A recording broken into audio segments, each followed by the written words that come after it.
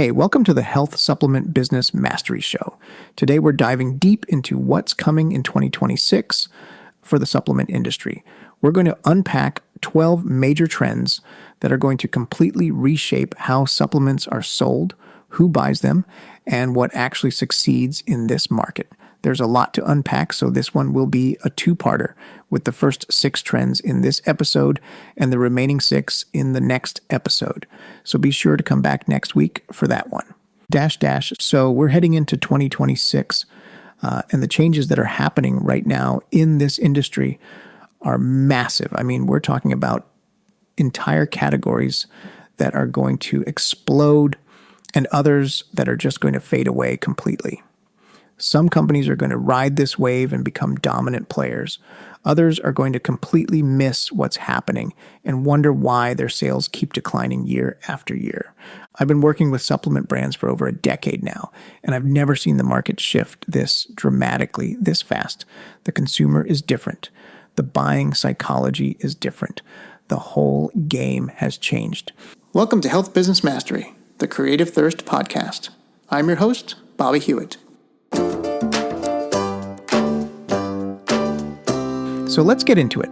Let me start with something that might surprise you, or maybe it won't if you've been paying attention. Gaming supplements. Yeah, you heard that right. There are 3 billion people playing video games right now. Think about that number for a second. That's almost half the planet. And I'm not just talking about teenagers in their bedrooms. I'm talking about adults, professionals, people in their 30s and 40s who grew up with gaming and never stopped. These people are watching games streaming on Twitch, which, by the way, is the platform to reach the gaming supplement market, not Meta or Google.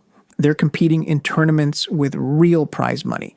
The supplement companies that are paying attention have already started making products specifically for gamers. We're talking about supplements for focus, eye health, reaction time, even sleep optimization, because gamers notoriously have terrible sleep schedules. They're dealing with eye strain, they need laser focus, they need fast reaction times, and they're willing to spend money on anything that gives them an edge. And you know what? The International Olympic Committee already recognizes esports as legitimate sports. So gaming supplements are going to follow the exact same trajectory that sports nutrition did 30 years ago. Think about it. Back in the 80s and 90s, sports nutrition was this tiny niche. Most people thought protein powder was just for bodybuilders. Now it's a massive category that everyone understands. Gaming supplements are on that same path, and they're moving faster because the gaming audience is digitally native. They're online. They're already buying supplements. They just need products made specifically for them. Speaking the language of gaming is important to this market. The brand that will win will be one that builds trust with gamers by actually being gamers themselves. Think what the brand Liquid Death did for water, but with gaming here.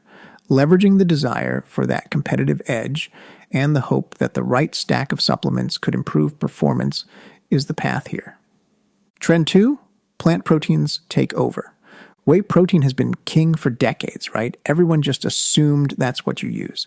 It works, the science is solid, bodybuilders have been using it forever. Well, not anymore, or at least not only whey anymore. Pea protein and rice protein have gotten so much better. 5 years ago, plant proteins tasted like dirt mixed with chalk. Nobody wanted to drink them unless they were strictly vegan and had no other choice. But the technology has improved dramatically. They taste better now, they mix better, and they work just as well for building muscle. The amino acid profiles have been optimized. The digestibility has improved. The texture is almost indistinguishable from whey in a lot of formulations now. The plant protein market is going to hit over $20 billion by 2029. That's growth of 7.5% every single year. And it's not slowing down. Why does this matter? Because younger consumers, Gen Z especially, want everything plant-based. It's not even really about being vegan for a lot of them. It's about sustainability. It's about health. It's about not wanting to consume dairy for whatever reason. And they're willing to pay premium prices for it too. I've seen plant proteins priced 20 to 30% higher than equivalent whey proteins, and they're selling like crazy. If you're still only offering whey protein, you're missing a massive chunk of the market. You don't have to abandon whey completely, but you better have plant options. What's interesting from a marketing perspective is that the buying psychology around plant protein is different. It's more emotional than functional. People buying whey protein are usually very functional in their thinking. They want to know the protein content per serving, the leucine content, the bioavailability. They're comparing specs. People buying plant protein are often buying into an identity, a lifestyle, a set of values. They want to believe that their choice matters for the planet. They want to feel good about what they're putting in their body. Hey, I just want to take a pause here. Ever wish someone could just look under the hood of your business and tell you what you're missing, what you need to double down on, and what you need to stop doing? Well, that's exactly what I do on a business audit. I've helped generate millions of dollars for supplement businesses, and I can do the same for yours. We use a proven system built to generate results across every stage of your supplement business. So if you're ready to scale with clarity and confidence, apply to become a client at creativethirst.com. I'll show you exactly how to unlock your next stage of growth. Now, let's get back to the show. So your marketing needs to tap into both the functional benefits and the emotional satisfaction of making that choice. You've got to give them hope that they're not sacrificing results by going plant-based, and you've got to intensify their desire for that sustainable, clean lifestyle. Trend 3, women's health explodes. Then there's women's health, and this one honestly frustrates me because the industry took way too long to figure this out. Women control 80% of household health spending. 80%.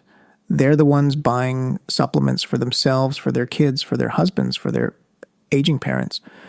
And for years, the supplement industry mostly ignored them or treated them as an afterthought. They just made the same multivitamin but put a feminine label on it and called it a women's formula. That doesn't cut it anymore. Women are educated. They research. They know when they're being patronized. And finally, companies like Ritual have woken up the market with products specifically for women's actual health needs, not just generic wellness products with pink packaging. We're looking at a market that's going to reach $77.5 billion by 2030. The products that are doing well are targeting menopause symptoms, fertility support, urinary health, hormonal balance, PCOS, endometriosis, real issues that millions of women deal with every single day. I was working with a brand last year that launched a menopause supplement. They did something smart.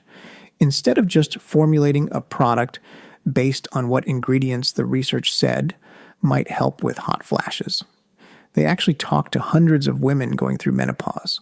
They asked about the symptoms nobody talks about, the feeling of losing yourself, the fear about aging and relevance. And they built their entire marketing message around understanding that emotional journey, not just the functional problem of hot flashes. They tapped into the social aspect too, how menopause can make women feel isolated, like they can't talk about what they're going through. They created a community around the product. For this market, it's not about some proprietary ingredient nobody else had access to. It's about trust and belief in the context of women's health. Women need to trust that you actually understand their experience, that you're not just another supplement company trying to make a quick buck off their suffering. And they need to believe that your solution is designed for them specifically, not just repackaged from a men's health product. This is the fastest growing category in supplements right now, period. And it's not just about menopause, it's across the whole life cycle. Supplements for women in their 20s and 30s dealing with hormonal acne, supplements for women in their 40s dealing with perimenopause, supplements for women in their 50s and beyond dealing with bone health, cognitive health, heart health, and more. The opportunity is massive if you actually take the time to understand the market instead of making assumptions. And from a marketplace sophistication standpoint, women's health is still relatively unsophisticated in a lot of categories. You can still win with a solid product and honest marketing because there's not that much great competition yet. Trend 4, gut health gets smarter. Gut health is another area that's evolving fast. Everyone knows probiotics are good for you at this point. That's common knowledge now. But the science has advanced way beyond just throwing some strains in a capsule and hoping for the best. The market sophistication has increased dramatically over the last 5 years. 10 years ago, you could sell a probiotic just by saying it's good for digestive health. That was enough. 5 years ago, you needed to talk about specific strains. Now, consumers want to know exactly which strains you're using, what the research says about those strains, whether they're shelf stable, how they survive stomach acid, and what specific outcomes they can expect. The market has gotten sophisticated. But there's a new category called postbiotics, which are actually dead probiotics that still provide benefits. I know that sounds weird at first, dead bacteria that are still beneficial, but the science backs it up. Postbiotics are the metabolic byproducts that beneficial bacteria produce, and those byproducts are what actually provide a lot of the health benefits we associate with probiotics. The advantage for brands is that postbiotics are way more stable. You don't have to worry about keeping them refrigerated. You don't have to worry about the bacteria dying before the consumer takes them. You don't have to put absurd amounts of in each capsule to account for die-off. From a formulation standpoint, they're much easier to work with. From a marketing standpoint, you've got an opportunity with postbiotics because the market awareness is still pretty low. Most consumers have heard of probiotics and prebiotics. They might even know what they do. But postbiotics, that's new territory. You can educate the market. You can be the authority. You can create content that positions your brand as the expert in this emerging category. People understand the connection now between gut health and everything else in their body. Gut health affects immunity. It affects mood and mental health. It affects skin health. It affects weight management. Good gut equals good everything. That's becoming common knowledge. So we're going to see gut health products become much more targeted and much more effective. Not just general digestive support, but products designed for specific outcomes like improving skin from the inside out or supporting mental clarity through the gut-brain axis. Trend 5, brain supplements for everyone. Brain supplements used to be this niche thing for college students pulling all-nighters or tech workers trying to get through a coding marathon. Maybe some older adults worried about memory decline. Not anymore. Everyone wants better brain function now. And I mean everyone. Parents trying to keep up with demanding jobs and kids. Entrepreneurs trying to maintain focus through 12-hour workdays. Retirees wanting to stay sharp and engaged. The nootropic market is going to hit $5 billion by 2034. Almost double what it is today. People are looking for better memory, sharper focus, less brain fog, more mental energy. Brain health is becoming just as important as physical health in people's minds, and the supplement industry is responding to that. What's changed is that cognitive decline isn't something people only think about when they're 70 anymore. People in their 30s and 40s are worried about it. They're noticing that they can't focus like they used to. They're feeling mentally fatigued in ways they didn't when they were younger. They're worried about the long-term effects of stress and lack of sleep and too much screen time. So there's this whole preventative angle now with brain supplements. It's not just about fixing a problem. It's about optimizing and protecting. That's a powerful position from a marketing standpoint because you're not trying to convince someone they have a problem. You're amplifying the desire they already have to perform better and the fear they have about cognitive decline down the road. The ingredients in this category are fascinating too. There's a lot you can do with formulation. The key from a trust and belief standpoint is having real science behind your formula. Brain health is an area where people really do want to see the research. They want to know that the ingredients you're using have actual evidence supporting cognitive benefits. They want to understand the mechanism. How does this actually work in my brain to improve focus or memory? If you can explain the unique mechanism clearly, if you can show the science, if you can provide testimonials from people who actually experienced the benefits, you can build tremendous trust in this category. And once you have that trust, the lifetime value of brain health customers is huge because it's something they're going to use consistently long term. It's not like a cleanse or a short-term fix. It's ongoing optimization. Trend 6, longevity goes mainstream. Longevity is going mainstream too, and this is maybe the most fascinating trend of all to me. People don't just want to live longer anymore. They want to live better for longer. They want to extend their health span, not just their lifespan. They want to be active and independent and mentally sharp into their 80s and 90s. These longevity supplements are targeting the aging process itself, not just treating symptoms after they show up. And they are premium priced too. Supplements based on the actual science of aging at the cellular level, trying to optimize everything from mitochondrial function to telomere length. What's really interesting is that young people are buying these products. I'm talking about people in their 20s and 30s who are thinking about prevention before aging even starts. Not just biohackers anymore. This is a perfect example of where the market sophistication has increased rapidly. 5 years ago, the mainstream anti-aging supplements were basically just antioxidants and collagen for your skin. Now, consumers in this space are educated about NAD metabolism, zombie cells, autophagy, and more. They're reading the actual longevity research. So if you're going to play in this space, you better know your stuff. You can't just slap together a supplement with some antioxidants and call it a longevity formula. You need real science. You need ingredients that actually impact aging pathways. You need to be able to explain the mechanism at a sophisticated level because your customers are sophisticated.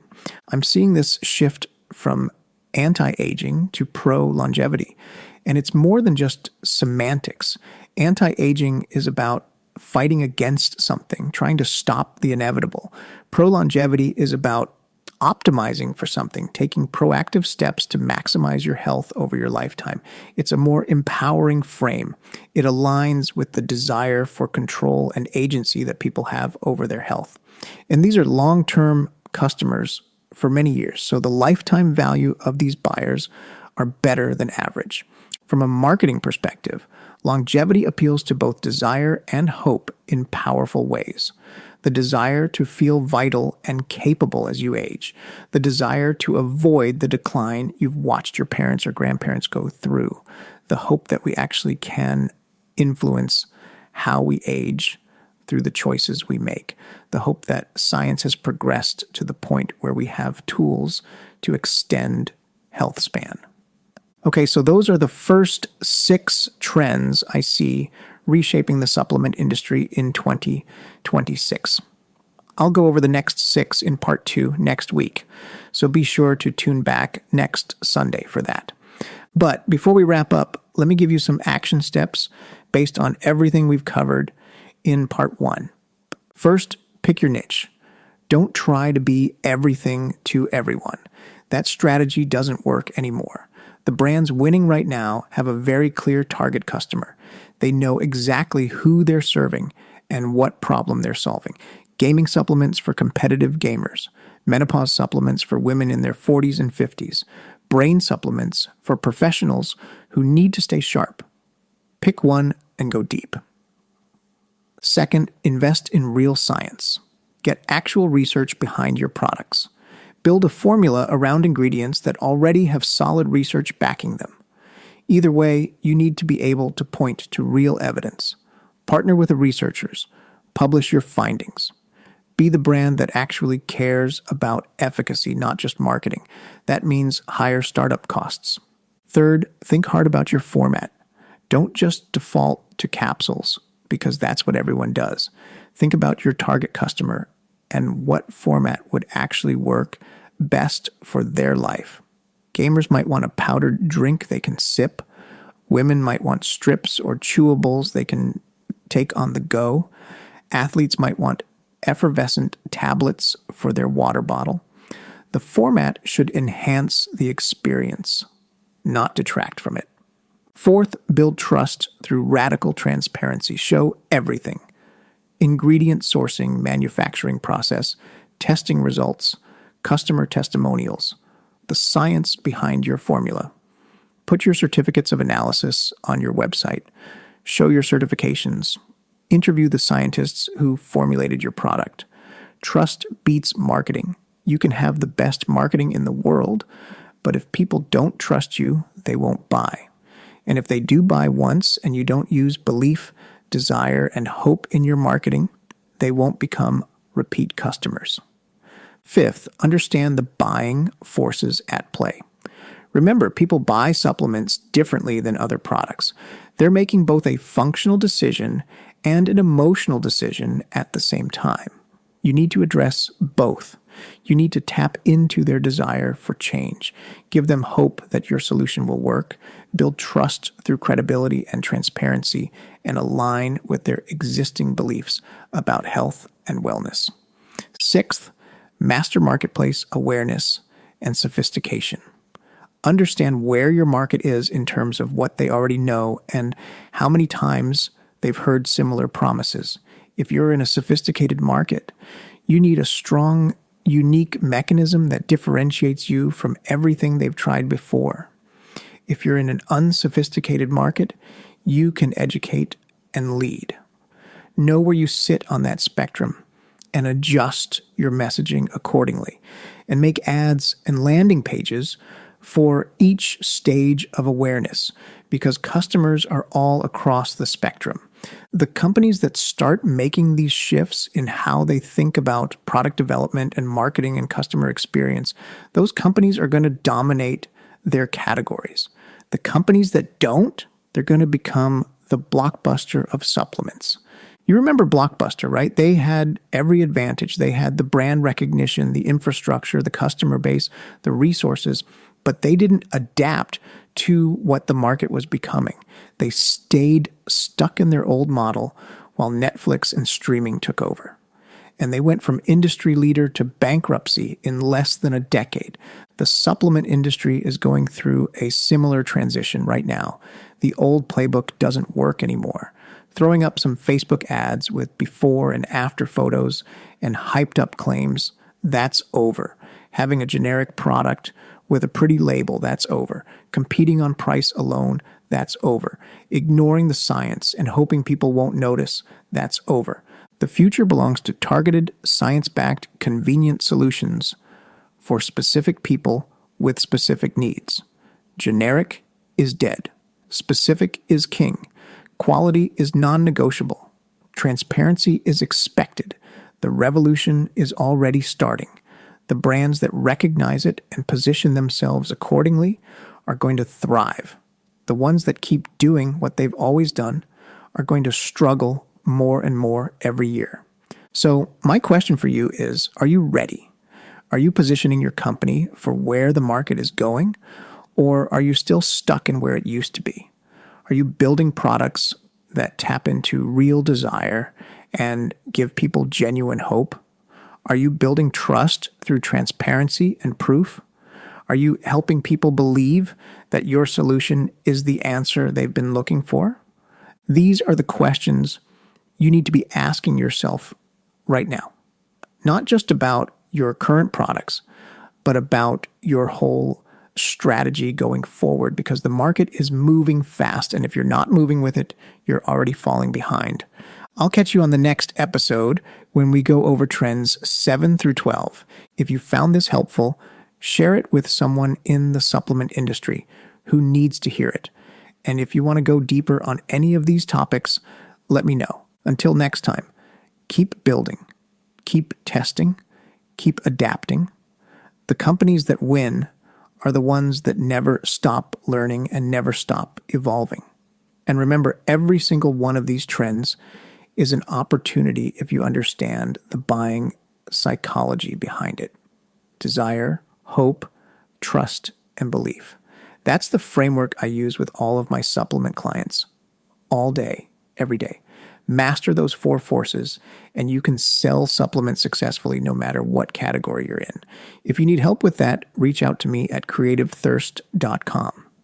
Tune in next Sunday for part 2.